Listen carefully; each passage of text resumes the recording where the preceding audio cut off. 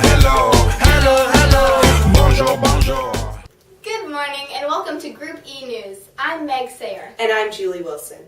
This week in our top headlines, we have Italian workers striking, Aung San Suu Kyi being elected to Burma Parliament, the Titanic II being built, and later this evening, toilet racing. Good morning, International Relations. My name is Meg Sayer and I'm reporting here from Vashon Center. Burma, called Myanmar by the junta, has been controlled by the military since 1962. The 8888 uprising in Burma ended in a bloody massacre in which the junta opened fire on unarmed student protesters and civilians, killing thousands. Burma has now come a long way, for on April 1st, chairperson of the National League for Democracy, Daw Aung San Suu Kyi, and at least 40 other leaders of democracy were elected into the Burmese parliament. Although they are still a small minority in the chamber, as a quarter of the seats are reserved for military officers, this is a huge step towards democracy. Previously, Aung San Suu Kyi has been kept under house arrest, so the fact that she was allowed to gain a seat on the parliament is very encouraging. To accomplish their will, they must begin to make alliances with other members of the parliament. There was a bit of controversy when the new members were sworn in last week on May 1st, and for that, we'll go to you, Perry. Thanks, Meg. I'm here with newly elected Member of Parliament Aung San Suu Kyi. How are you today? Good. So, the newly elected members of Parliament, their ultimate goal is to change the Constitution, but they claimed that they would respect it and they took the oath anyway. Why do you think this is? Well, the reason we accept the oath, firstly, is because the desire of the people. Our voters voted for us because they want to see us in Parliament. Wow, and the election was quite an inspiration to people all over the world, not just Burmese people. What do you think about this step on the journey? The journey continues. We still got a lot of work to do. We've still got to perform our duty. Thanks. Back to you, Meg.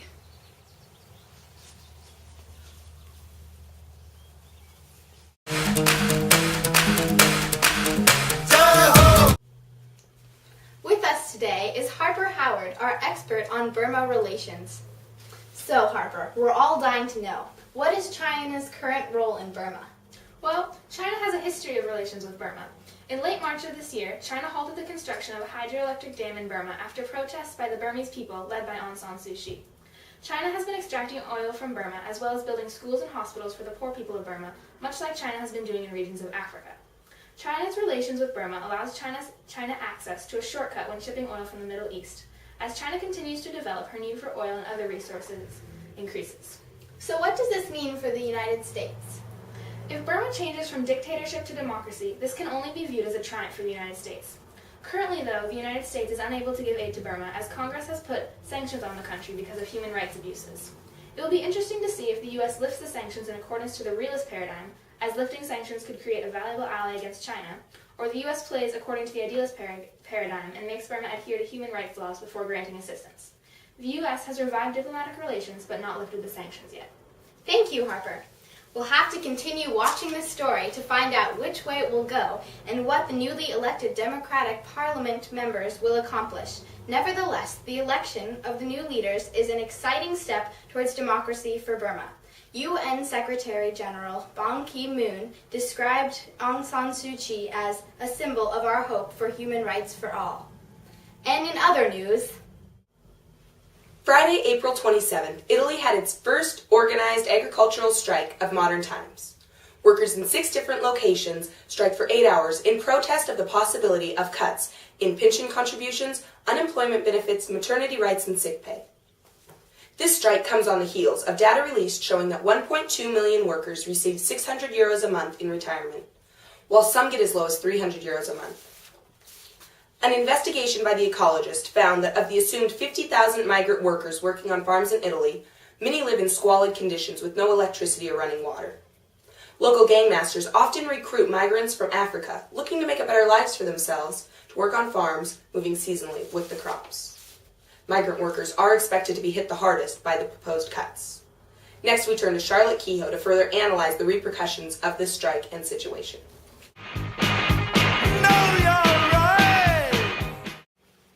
Thanks, Julie. Many illegal immigrants are coming from North Africa and Eastern Europe to work in the Italian farms. This situation parallels the U.S. directly in the fact that, except for the fact that the Italian society is not having a public outcry for their departure. Coca-Cola, a U.S. company which has ties to the citrus farms, is in adherence to the realist paradigm. They ignore human rights and are for the sake of their greater profits. I wanna be a billionaire so freaking bad. Hi, I'm Meg Sayer, reporting from Queensland, Australia, with billionaire Clive Palmer, who has reconstructed the Titanic. Tell us a little bit about that, Clive. Well, it's always been a dream of mine to rebuild the Titanic ever since the tragic accident. And given the 100th anniversary, I thought, what a great opportunity to start that project. And when is it going to set sail? It's due to set sail in 2016 and will make the traditional voyage from England to New York. And who will be aboard it? Why, the Chinese Navy, of course. I mean, it was built in China after all, and so I think it's very appropriate to give them that opportunity. What prompted you to collaborate with the CSC Jinling shipyard? Well, I see them as a growing superpower, and I'm already a superpower, so crikey, seize the day. Great, thanks. Now to Julie for some analysis. I'm on site in Australia to further analyze Clive Palmer's decision to recreate the Titanic. It's interesting to note China's growing power as a global hegemon as Clive Palmer decided to turn to CSC Jinling shipyard to create his ship. It shows their strength as a world power, and it will be interesting to see how the United States reacts to the commemoration of such a tragic event. It also is to be noted that our news network found out about this decision to recreate the Titanic via social media.